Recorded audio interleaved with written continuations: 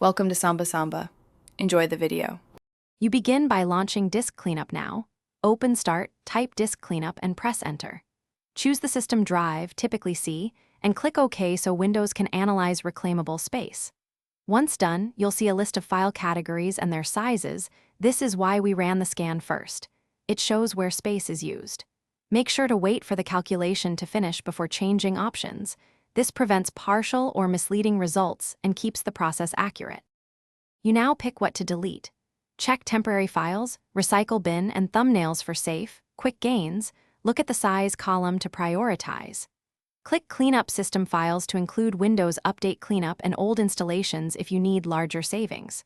Once you include system files, the list refreshes.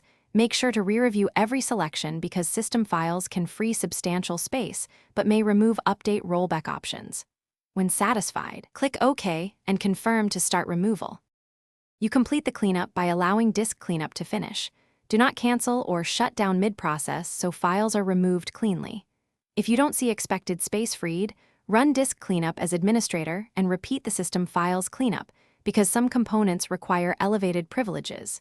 Make sure to check storage settings for large apps or OneDrive files if space still seems low. One key troubleshooting tip: if cleanup stalls, reboot and run it again as admin. Thanks for watching. Consider subscribing if we helped you.